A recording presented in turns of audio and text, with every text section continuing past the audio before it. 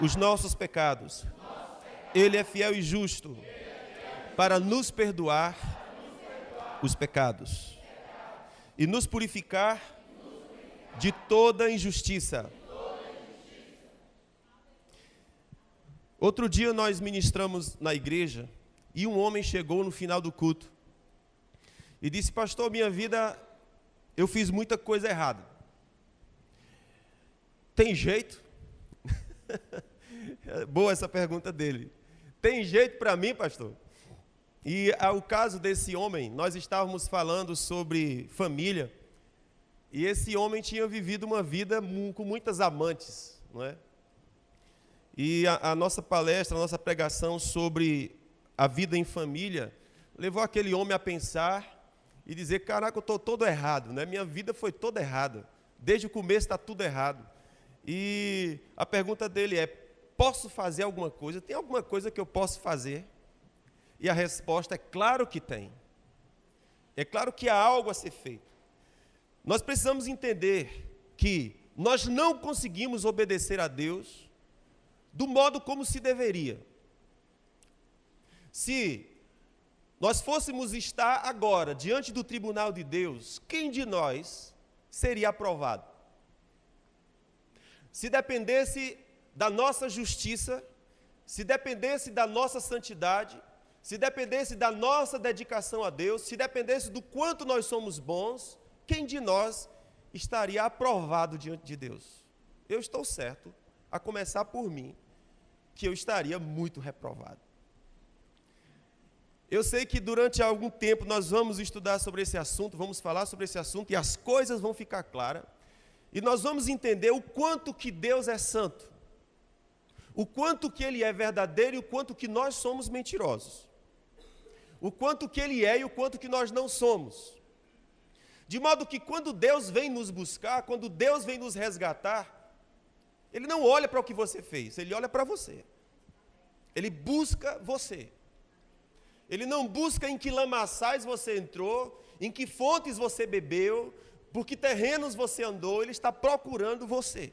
A Bíblia fala que o Senhor é o nosso bom pastor, e o bom pastor deixou as 99 ovelhas presas no seu aprisco, e saiu pelas montanhas para buscar uma que se havia perdido.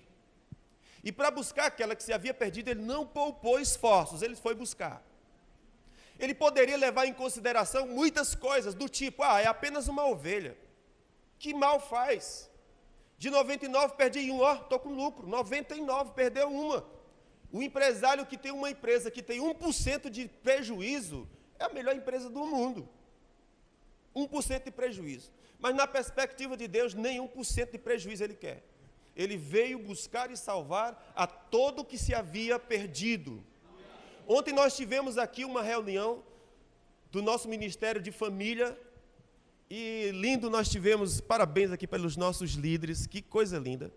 Nós estamos funcionando 7 turmas de curso de casais, e ontem nós tivemos aqui congregando aproximadamente 98 pessoas, se eu não estou enganado, 98 pessoas, contando com os líderes, é claro, com os líderes e os seus auxiliares.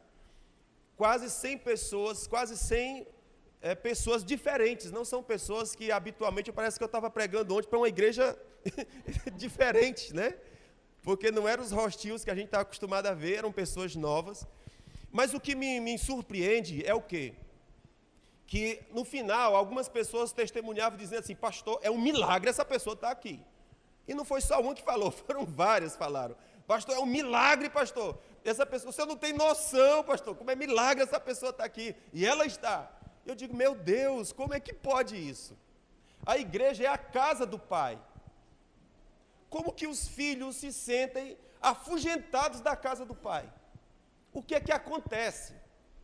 O que é que acontece? Que os filhos se afugentam da casa do Pai. Deus vem dos céus à terra, assume a forma de homem. A Bíblia diz assim: e achado Jesus na forma de homem, humilhou-se a si mesmo e obedeceu até a morte e morte de cruz. Então Deus assumiu a forma de homem, tabernaculou, habitou, se tornou o tabernáculo de Deus, habitando entre os homens. Veio buscar os homens, não importando quem era ele, o que havia feito, por onde havia passado, qual era a sua história, Deus veio buscá-los. E estas pessoas têm dificuldade de vir e se achar bem na casa do Pai. O melhor lugar onde você deveria se sentir é aqui. O melhor lugar da face da terra, onde você deveria sentir desejo de estar, era aqui. Um local onde você encontra paz para a sua alma, um local onde você encontra Deus te amando, um local onde você encontra o bom pastor apaziguando as suas feridas, passando óleo nas suas feridas, curando suas feridas, dizendo o quanto lhe ama, o quanto lhe busca, o quanto veio lhe achar, ele não lhe rejeita, não lança fora, vem para a casa do papai, mas os filhos se sentem afugentados. E eu fico me perguntando, por que isso acontece? Seria um erro nosso? Mas a palavra que eu quero dizer para você hoje, irmãos, é que Jesus obedeceu em seu lugar. A razão por que Deus lhe aceita é porque Jesus obedeceu em seu lugar. Para você entender, no Antigo Testamento havia a Arca da Aliança. A Arca da Aliança, ela era feita de ouro e ela era colocada no lugar santíssimo. Nesse lugar, o sumo sacerdote só entrava uma vez por ano. O sacerdote tinha que se santificar durante um ano para poder entrar naquele lugar. Era muito santo. Mas ele corria perigo de perder a vida. Porque aquele lugar que ele estava entrando era santo. E se ele não tivesse se santificado durante o ano inteiro e ele entrasse ali, ele morreria. Era assim que acontecia. Então diz que a prevenção era que o sumo sacerdote, quando entrava naquele lugar, ele amarrava um chocalhozinho nas bordas do vestido dele, sacerdotal, e ele ficava se mexendo e uma corda amarrada na cintura. Ele entrava uma vez por ano. E aquela vez que entrava era todo temor e tremor para entrar naquele lugar, que era o lugar da presença de Deus. Era o tabernáculo, é como se, por exemplo, fosse essa igreja aqui, é como se fosse o altar aqui. Aqui ficava a Arca da Aliança, aqui tinha um véu bem grande, e nesse lugar o sacerdote só entrava uma vez por ano. O sacerdote só podia servir até aqui, daqui para cá, ele tinha que passar um ano se preparando para entrar ali. E quando ele entrava, tinha que entrar com um chocalhozinho e amarrado na cintura, porque se ele morresse, as pessoas tinham que puxar ele, porque se entrasse, morria também. E por que isso acontecia? Porque Deus é santo, santo, santo. Ele não é só santo, ele é santo, santo, santo. Eu vi uma irmã falando que essa semana estava lendo o livro de Apocalipse, e ela percebeu, encantada com a descrição naquele livro, da reverência que os seres celestiais tinham diante do trono de Deus. Os seres que habitavam aquele lugar tinham reverência pela presença de Deus absurdamente. Vocês estão comigo? Coração contrito, coração reverente à presença de Deus. Algo que muitas vezes se perde dentro da igreja. Vocês estão comigo? Nós não entendemos que esse lugar é um lugar que é a casa de Deus, que é um lugar onde você reverencia o Senhor, você respeita a presença do Senhor, considera que o Senhor está naquele lugar. Pois bem, então, o sumo sacerdote entrava naquele lugar uma vez por ano, ele só servia até aqui, e não passava desse lugar para esse lugar, apenas uma vez por ano, por causa da santidade de Deus que habitava naquele lugar. Olha que coisa interessante. Nessa arca que ficava ali dentro, foi colocado os 10 mandamentos. O que é os 10 mandamentos? A lei de Deus. Não é assim? Moisés subiu ao monte, passou 40 dias lá diante de Deus, e o Senhor escreveu na tábua de pedra os 10 mandamentos que nós conhecemos. Escreveu lá. A primeira vez que Moisés subiu, que ele desceu, quando ele ia chegando próximo de descer o monte, ele viu todo o povo festejando a um outro Deus e se prostituindo na presença daquele outro Deus. Quando Moisés viu aquilo, ele ficou tão indignado que ele quebrou a lei. Ele rompeu com a lei. Esbagaçou aquelas pedras que Deus havia escrito. Irmão, não sei quanto a você. Eu não sei se eu tinha coragem de quebrar aquelas pedras, não. Umas pedras onde Deus havia escrito os mandamentos, mas quando Moisés viu que o povo havia se desviado de Deus e buscado outro Deus, e se prostituído diante de outros deuses, Moisés ficou tão irado que jogou aquelas tábuas e esbagaçou diante dele aquelas tábuas. Moisés teve que subir outro dia no monte, passar mais um tempão lá, Deus escrever de novo. E quando Deus escreveu, olha que coisa interessante, quando os mandamentos foram escritos, Deus deu ordem que fosse colocado dentro dessa arca. Não era fora da arca, era dentro da arca. No lugar onde habitava a santidade de Deus. Era lá que ela deveria ficar guardada. Olha que coisa curiosa. Mas veja como Deus é tão fantástico. Por cima dessa arca, havia um lugar que se chamava propiciatório. Em cima da arca.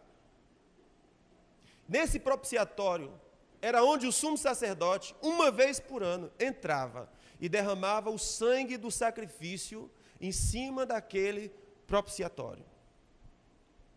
E quando isso acontecia, que o sacerdote saía, não morreu, significava dizer que Deus havia aceito a oferta de sacrifício e, portanto, o pecado do povo estava coberto.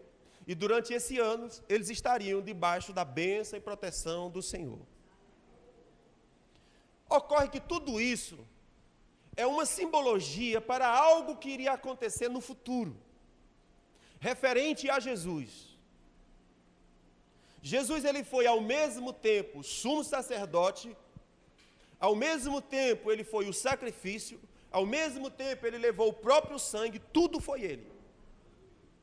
Moisés entrou num templo que foi feito lá em Israel. Mas Jesus entrou num templo semelhante àquele no céu. Mas o que eu quero chamar a sua atenção, o que era? É que quando Jesus derramou o seu próprio sangue sobre esse propiciatório,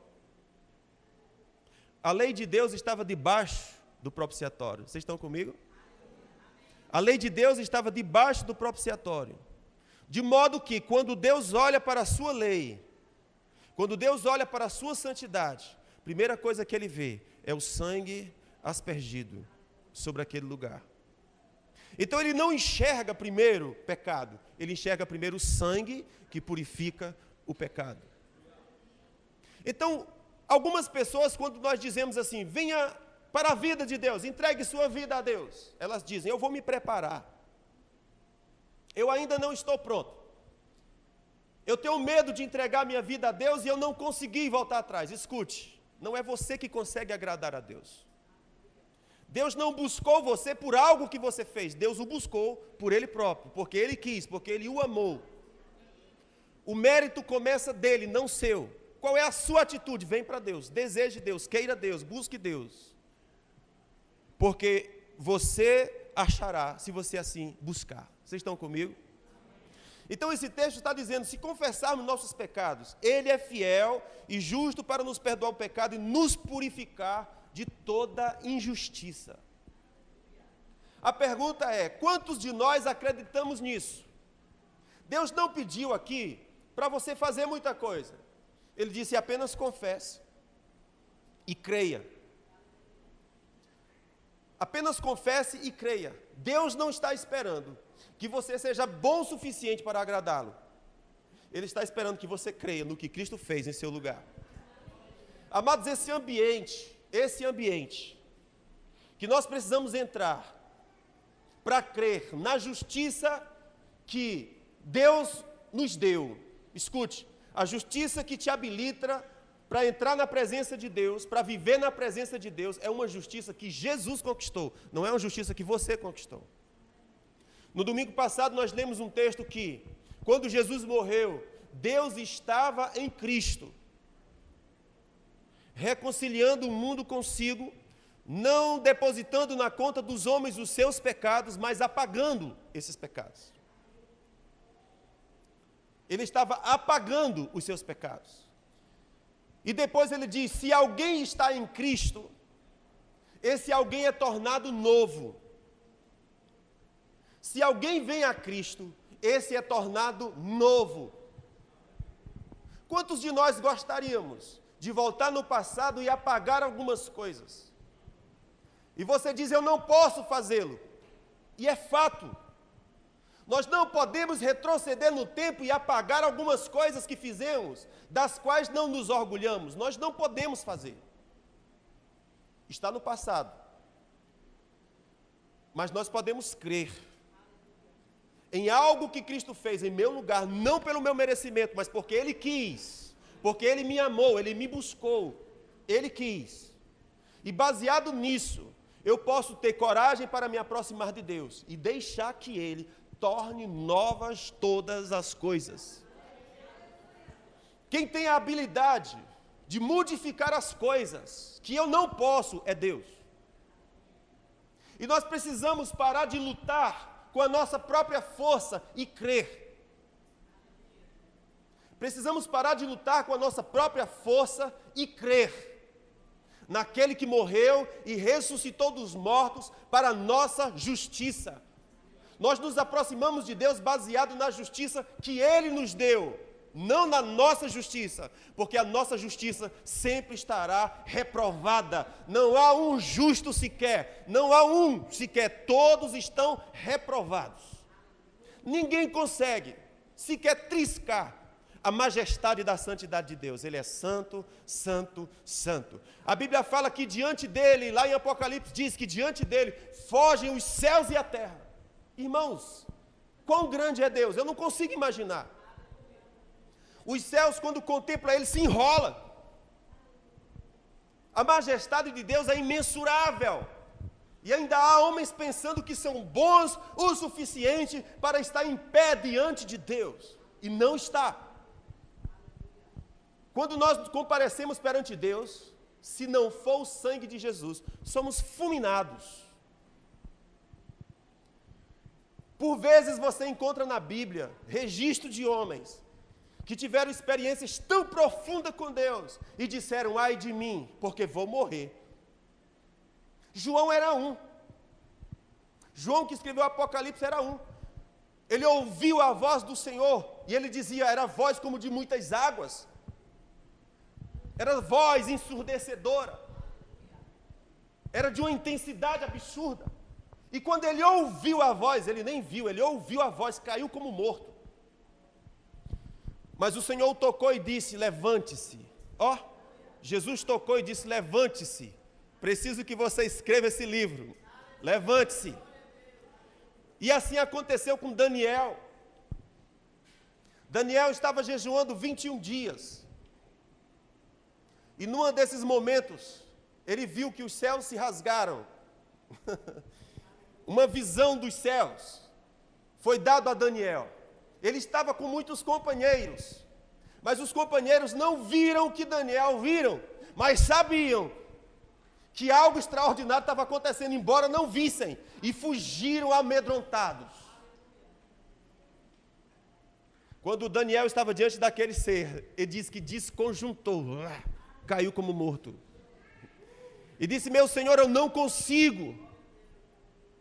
Sabe o que o anjo disse? O anjo disse: paz seja contigo. Essa palavrinha é shalom. A única coisa que nos habilita a estar diante de Deus, essa palavrinha chamada shalom.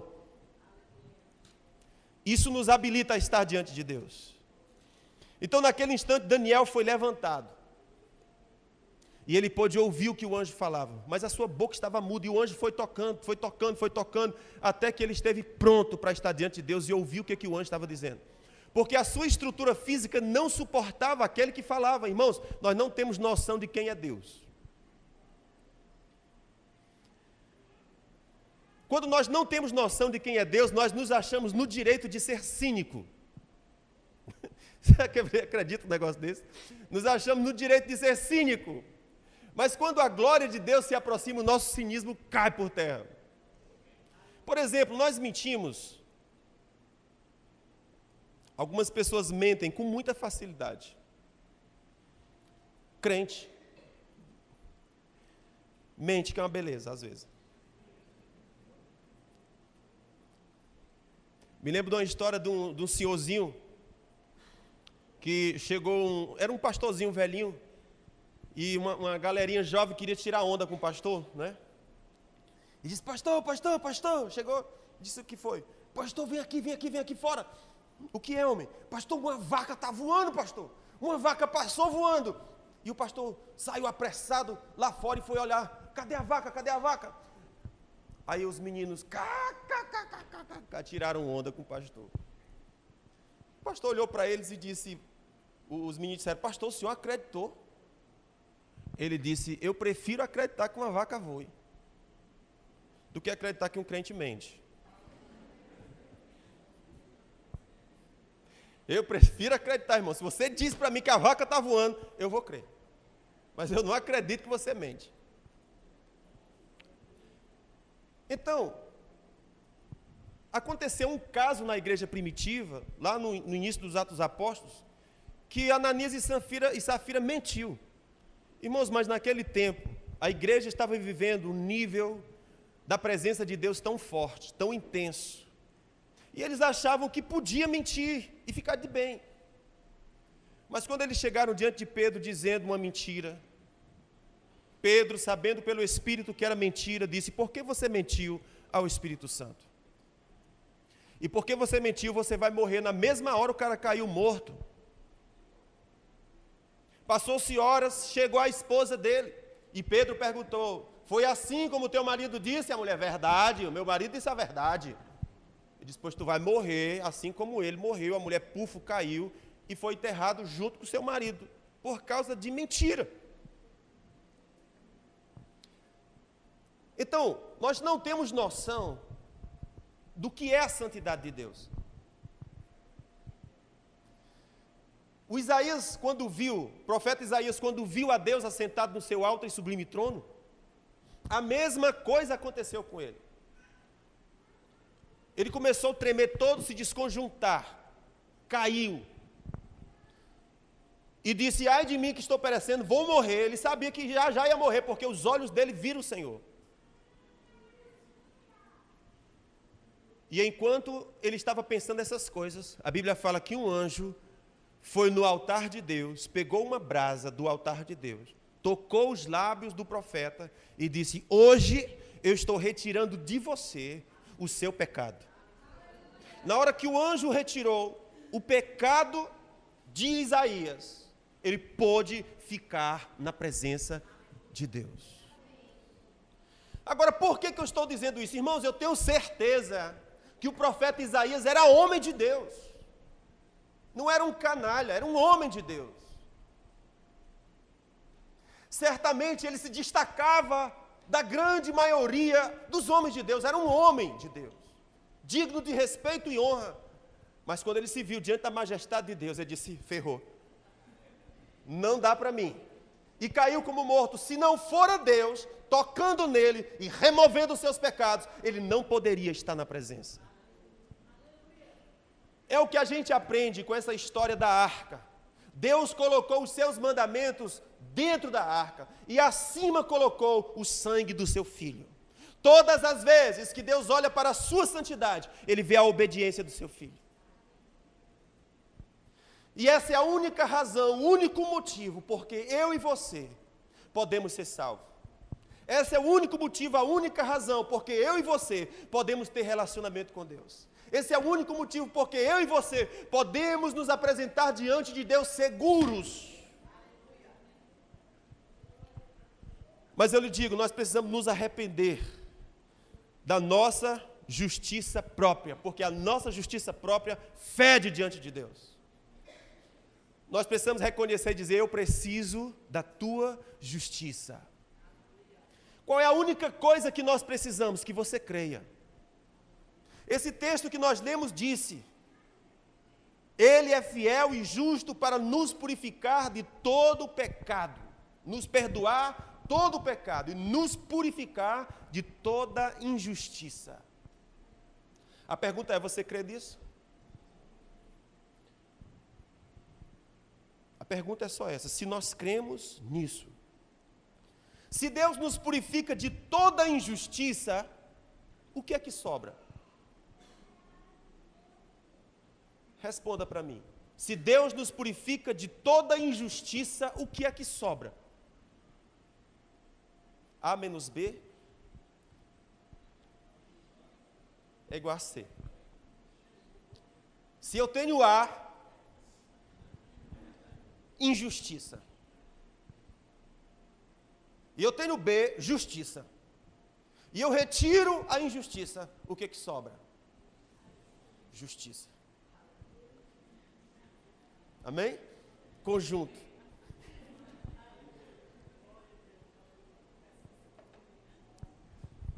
Então, se o Senhor disse: se você crer na justiça que vem pela fé no Filho de Deus, não na justiça que você promove, não na justiça que você faz, mas se você crer na justiça do Filho de Deus, Ele disse: eu vou remover toda injustiça. E a única coisa que vai sobrar é o quê? Justiça.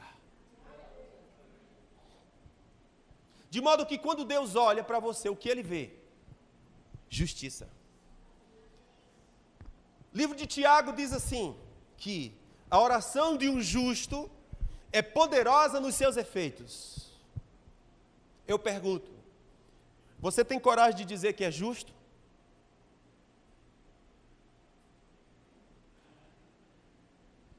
A oração de um justo é poderosa nos seus efeitos. Aí a Bíblia cita o caso de Elias, que orou para não chover e não choveu. Depois Elias orou para chover e choveu. Aí Tiago diz: a oração de um justo é poderosa nos seus efeitos. Pergunta: por que a nossa oração não é poderosa nos seus efeitos? Porque nós nos achamos injustos, indignos, impróprios, culpados, condenados, reprovados diante de Deus. Vocês estão comigo? Mas a Bíblia fala: a oração de um justo é poderosa nos seus efeitos. Pergunta: você é justo? Quando você olha para você e diz: eu não sou justo, não é não? Eu não me acho justo, eu me acho reprovável. Mas a pergunta é: você está dentro da arca e por cima há um sangue.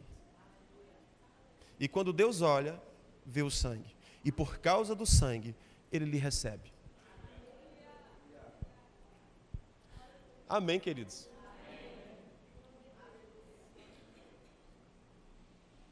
A Bíblia fala que o justo, ele é intrépido como um leão. A nossa culpa, a nossa condenação tira de nós o poder. Romanos capítulo 1 diz: eu não me envergonho do Evangelho, porque é o poder de Deus para salvar todo o que crê. Pergunta: por que muitas vezes não temos experiência do poder de Deus? Porque nós não experimentamos o Evangelho. Porque o Evangelho é o poder de Deus para salvar todo aquele que crê. Não importa qual é a sua nacionalidade, ele é o poder de Deus para salvar todo aquele que crê. Porque no Evangelho se revelou a justiça de Deus de fé em fé. Escute, hoje você está recebendo uma palavra. E a pergunta é: quanto de fé você vai aplicar nessa palavra? O Senhor disse: eu removi os teus pecados. Pergunta é: quanto de fé você vai aplicar nessa palavra? Perguntaram a Jesus: como é que eu faço para cumprir a obra de Deus? Jesus falou: creia. Você consegue crer que o sangue de Jesus é suficiente para perdoar os seus pecados? Para apagar os seus pecados, para purificar os seus pecados e tornar você puro diante de Deus?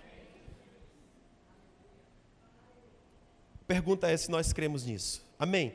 Então, se o Senhor nos purifica de toda injustiça, o que sobra? Diga comigo: sobra justiça. Você tem ousadia de dizer: eu sou justiça de Deus?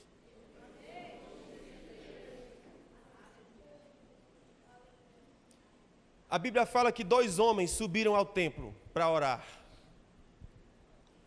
Um chegou e disse: Senhor, olhe bem, veja a cena. 2 homens entraram na igreja para orar.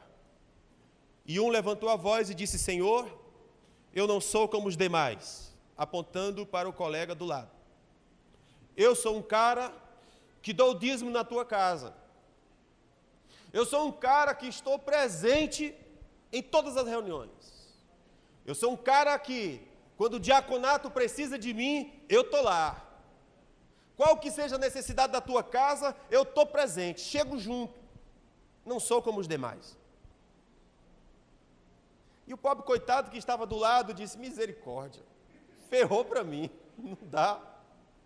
E ele ia se tornando cada vez pior. Você já viu isso? Tem pessoas que são de Deus, mas 2 dedos de prosa que você tem com ela, você dá vontade de ir logo para o inferno, porque você está mais do que condenado. Não é não? 2 dedos de prosa com ele, você diz: não tem jeito para mim não, vou logo entrar aqui no inferno, porque eu acho que é o meu lugar mesmo, não dá não. Era o caso daquele coitadinho. Eu não sou como os demais, é o Senhor. O Senhor sabe que eu me garanto com o Senhor. Aí diz a Bíblia que o outro coitado que estava do lado não ousou levantar os olhos. Tão indigno ele se achava. Não ousou levantar os olhos. Mas quando ele entrou na presença de Deus, ele falou assim: Deus, sê propício para comigo. Não leves em conta o meu pecado. Me perdoa, me purifica. E ele ficou lá diante de Deus, tratando essas coisas. Aí Jesus faz a pergunta: qual dos 2 você acha que saiu justo?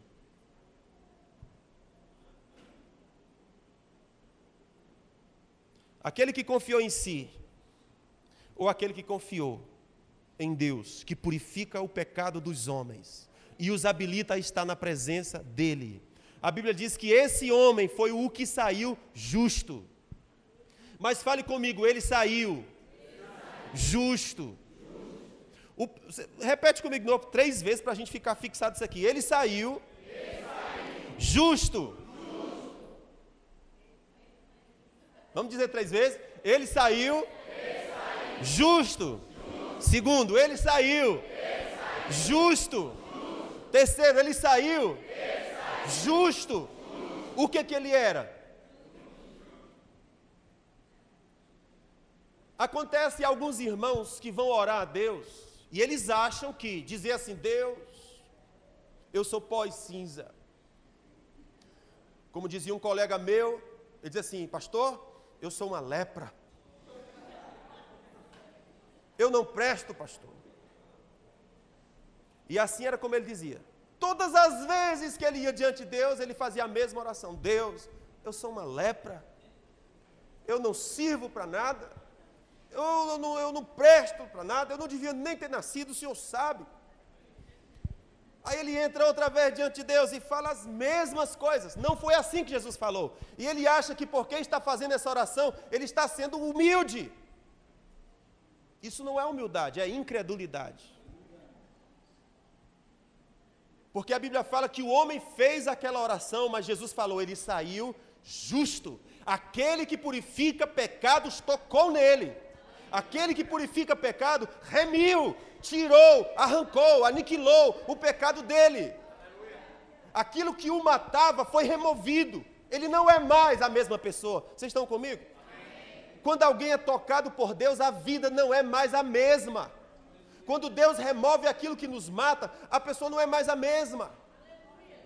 A propósito, você sabe por que as pessoas pecam? Por exemplo, por que é que um alcoólatra não consegue deixar o álcool?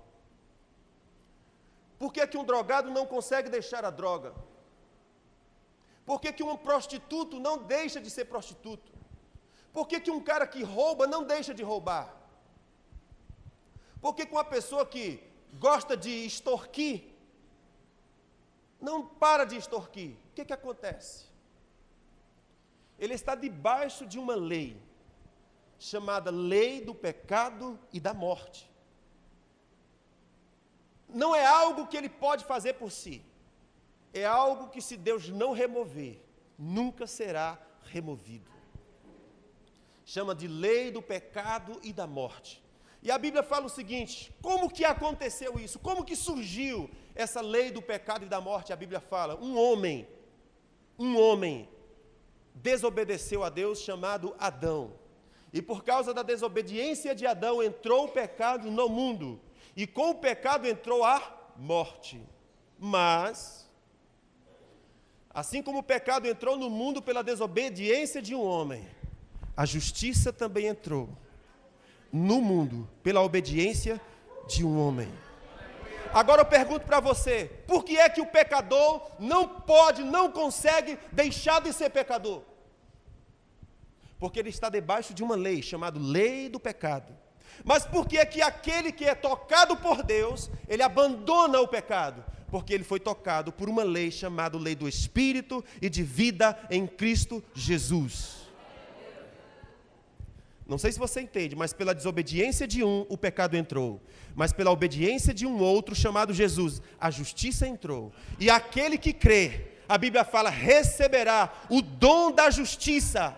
Olha isso, receberá o dom da justiça. E aquele que recebeu o dom da justiça, a Bíblia fala, reinará em vida por meio de Jesus. Olha isso. Aquele que recebeu o dom. Preste atenção, primeiro ele fala, recebe. Quem recebe, a coisa mais passiva que existe no mundo é receber. Vocês estão comigo? Se eu te der algo, qual é o teu trabalho? Receber. Estende a mão e recebe. Você não precisou trabalhar, você não precisou ser gentil, você não precisou ser legal, você não precisou ser bonzinho, só precisou estender a mão e receber algo que te estava sendo dada. O que Deus está dizendo é aquele que recebeu. Não é aquele que mereceu, é o que recebeu. Diga, receber. Só depende do trabalho que Deus fez. E o meu trabalho? Receber. E o meu trabalho é descansar em Ti. Descansar em Ti. É meu, somente meu. Deus dizendo, todo trabalho. E o teu trabalho é descansar em mim. Não temas quando, enfim, tiveres que tomar decisão. Olha o que ele diz. Entrega tudo a mim. Confia de todo o coração. É meu? Todo o trabalho. E o teu trabalho é descansar em mim. Você está escutando isso? O seu trabalho é descansar no descanso que Deus providenciou. Salmo 91 diz que o homem que habita no esconderijo do Altíssimo, esse habita seguro. Escuta, no Altíssimo tem um esconderijo. E eu te digo, o nome dele é Jesus. Se você estiver habitando nele, você está seguro. Se você estiver habitando em Jesus, você está seguro. Quando Deus olha para você, Ele vê o propiciatório. Quando Deus olha para você, Ele vê o sangue. Quem está em mim está seguro. O que habita no esconderijo do Altíssimo habita seguro. Qual é o teu trabalho? Descansa. Porque o Senhor dá aos seus amados enquanto eles dormem. Já viu isso? O Senhor dá aos seus amados enquanto eles dormem. O que é dormir? Descansa. Descansa, porque o Senhor dá aos seus amados enquanto eles descansam. Mas enquanto eu não descobrir o descanso de Deus, eu vou trabalhar. Enquanto eu não descobrir o descanso de Deus, eu vou produzir e vou me frustrar. E vou me amargurar e não vai funcionar e não vai acontecer. E Deus diz, até quando? Quando que você vai parar? E levantar os braços. E cantar. Segura na mão de Deus, segura na mão de Deus, pois ela te sustentará. Ó, Não temas, segue adiante, não olhe para onde? E não olhe para trás. Segura na mão de Deus. E faz o quê? E vai. Vocês estão comigo? Aleluia! Aleluia!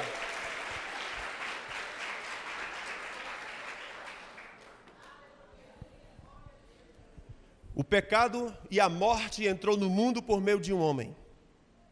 Mas a justiça e a vida de Deus entrou no mundo por causa da obediência de um homem.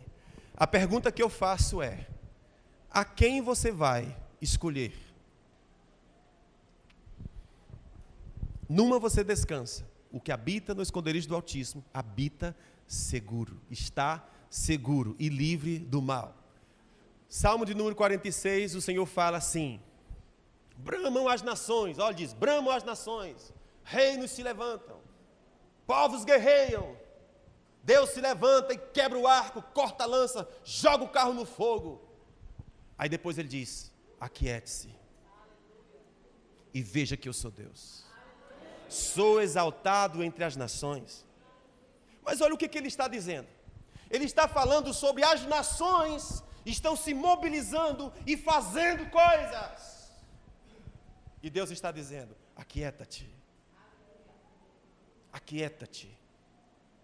Aquieta-te. Entra no meu descanso. Entra no meu descanso. Para de lutar. Vocês já viram pessoas que estão morrendo afogadas? Enquanto a pessoa que morre afogada está se batendo, o salva-vida não chega. E se chega, fica por perto. Ele espera a pessoa se aquietar, se acalmar. Ou então, se ele conseguir dar um golpe para imobilizar a pessoa, ele se aproxima. Se não, ele fica à distância, porque senão, ele próprio é atingido. Com Deus é assim que ele faz. Enquanto você se bater, você não está crendo. Enquanto você está se batendo, você não consegue descansar no descanso que Deus proveu. E se eu não descanso no descanso que Deus proveu para mim, queridos, eu não vou avançar na minha fé. Há uma obediência que Jesus praticou por nós. E o convite de Deus é que você receba pela fé essa obediência que Ele praticou. Amém? Vamos lá. Aleluia. Segura na mão de Deus, segura na mão de Deus, pois ela te sustentará. Não temas, segue adiante e não olhes para trás. Segura, mas segura na mão de Deus e vai.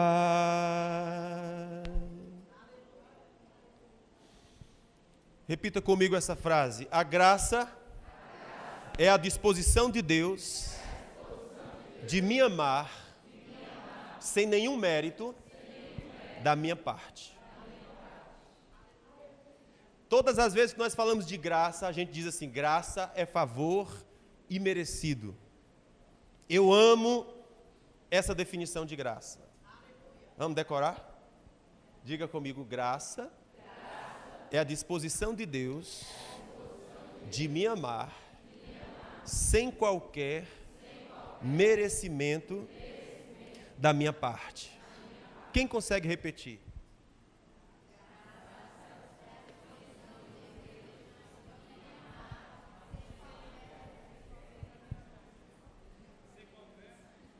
Merecimento.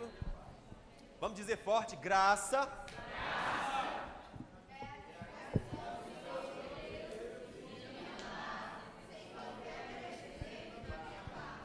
Graça é a disposição de Deus de me amar sem qualquer merecimento da minha parte. A Bíblia fala: pela graça vocês são salvos, por meio da fé. A única coisa que Deus pede é crer. Irmãos, é como se você está morrendo afogado, Deus estende a mão e diz: acredita que eu vou te puxar. E a pessoa diz: não. E Deus diz: só preciso que você pegue na minha mão, eu vou te puxar. Graça é a disposição de Deus de me amar, sem qualquer merecimento, mérito da minha parte. Amados, se você entender isso, sua fé nunca mais será a mesma. Se você entender isso, sua vida com Deus nunca mais será a mesma. Graça é a disposição de Deus me amar, sem qualquer merecimento da minha parte. Um outro dia eu tive uma experiência com uma senhora, que para mim foi a maior ilustração do amor de Deus que eu já vi. Entenda, foi eu que vi, né? Pode ser que você tenha outras experiências. Mas eu estava num determinado lugar e havia uma senhorinha na casa dela, e chegou uma outra senhora daquele tipo assim, bem rabugenta, que reclama de tudo. Ninguém presta na terra. Nem os seus filhos prestam, nem suas filhas prestam. Os filhos não querem dar comida para ela, os filhos não querem dar medicamento para ela, os filhos não querem lavar a casa dela, a roupa dela. Ela é daquele tipo de mulher que, se não for Deus, vai morrer sozinho. Tipo, ninguém quer. Não sei se você conhece alguém assim, mas era a situação que estava acontecendo. Então essa mulher chegou na casa dessa outra velhinha, e a velhinha disse: você está com fome? E a mulher falando. E antes disso, ela me apresentou e disse: esse aqui é o meu pastor. Pastor? Ela fez uma cara assim, né? É o meu pastor, mulher. Pastor, eu já chamei ela para ir para a minha igreja, pastor, mas ela não quer. Eu não quero que a tua igreja, não. E falando da filha, falando não sei de quem, falando que estava 3 dias sem comer. E a mulher disse: você está com fome? Eu digo: estou. Ela: pois pega essa comidinha aqui. Aí deu a comidinha para ela. Se você tomou seus medicamentos? Não, tomei não. Pois pega aqui o meu medicamento. E deu o medicamento para ela. E a mulher praguejando e falando de todo mundo. E a outra mulher cuidando dela. E cuidando dela. E eu digo: rapaz, o que é isso, cara? O que eu vi nessa história é que é assim que Deus faz conosco. Aquela velhinha não estava nem ouvindo o que ela estava dizendo. Não estava nem ligando para o que ela estava praguejando. Simplesmente queria alimentá-la, cuidá-la, supri-la, socorrê-la, ser provisão para a vida dela. E eu disse: é assim que Deus nos ama. Ele olha para nós e não vê. Deus tem uma santa miopia, que Ele olha e não vê. Você já viu aquelas pessoas que enxergam pouco? Uma vez eu estava perto de uma senhorinha, eu era adolescente, e ela era bem velhinha, ela me abraçava e dizia: ô meu filho, você é tão lindo. Bem velhinha, eu devia ter uns 90 anos. E eu: ô meu amor, não sei o que, eu abraçava ela e beijava. Ô, você é tão bonito. Aí no continuar da conversa, ela dizia: meu filho, estou enxergando mais nada, você acredita?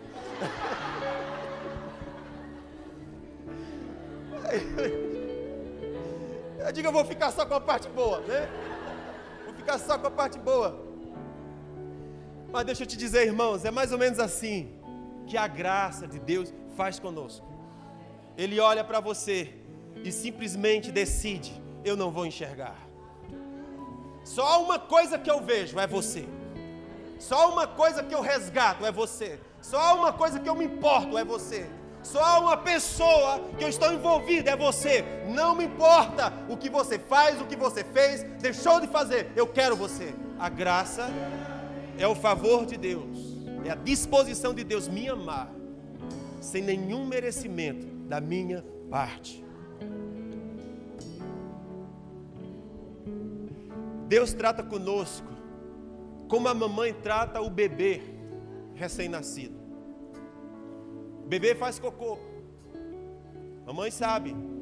Quando o bebezinho nasce, mama muito. Tem bebê que vem com muita fome. Quem tem bebezinho novo sabe disso. Faz muita caquinha. Troca muita fralda. Mas, irmãos, não importa se vai ser 10 vezes na noite. 10 vezes na noite a mamãe vai levantar, remover a caquinha, jogar a caquinha fora, botar um talquinho na bundinha do bebê e cheirar.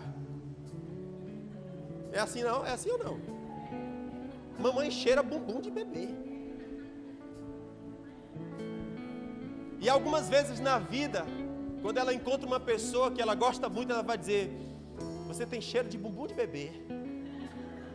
O seu rosto, a sua pele, olha, pele de bumbum de bebê. Agora, quem gosta de cheirar bumbum de bebê? Se não aquele que ama muito o bebê. Sim ou não? Então imagina Deus nos tratando não com base no nosso merecimento, mas com base na sua graça, que me ama.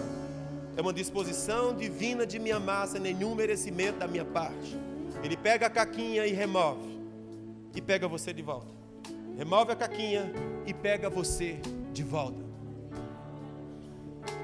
Salmo 23, para você ter noção do que eu estou dizendo, esse tipo de verdade que eu estou pregando para você, talvez você não entenda e não aceite, eu não sei como é que está na cabeça de vocês. Mas o Salmo 23 diz que o bom pastor, ele guia a sua ovelha pela vereda da justiça, por amor do seu nome. Olha isso, fale comigo. Ele guia a sua ovelha pela vereda da justiça, por amor do seu nome. Por que Deus faz isso? Porque Ele lhe ama muito. Para que você saiba que o que Ele faz não é baseado no que você faz, é baseado nele próprio. Vocês estão comigo? Há um texto em Hebreus capítulo 6 que o Senhor fala assim: ó, eu decidi te abençoar. E para que não haja dúvidas na sua cabeça, eu juro por mim mesmo que eu vou te abençoar. Para que cesse toda confusão, eu juro, vou te abençoar. E aí a Bíblia fala: não havendo ninguém maior por quem jurar, Ele jurou por Ele próprio. Para quê? Para que você tenha plena segurança, plena confiança de que não é você, é Ele. Depende dEle, é o favor dEle, é Ele que quis, é Ele que buscou, é Ele que achou e trouxe de volta. O bom pastor pega a sua ovelha e conduz pelo caminho da justiça. É o que Deus está fazendo conosco aqui. Está pegando você pela mão e dizendo: filho, durante muito tempo você aprendeu que você não pode. Durante muito tempo você aprendeu que o seu passado te persegue, que o teu passado não te deixa. Você queria ser diferente, você queria ser melhor, você queria ser outra pessoa, não conseguiu. Eu vou pegar a tua mão e vou te conduzir por um caminho de justiça que você não fez, eu fiz para você andar nele. A Bíblia fala que esse caminho que Ele preparou, nem o louco erra, nem o desajuizado erra, porque Ele pega pela mão e conduz pelo caminho de justiça e diz: eu te quis, eu te busquei, eu te achei, eu te procurei, vou te levar para casa. Aleluia! Caminho de justiça, caminho de justiça. Aleluia!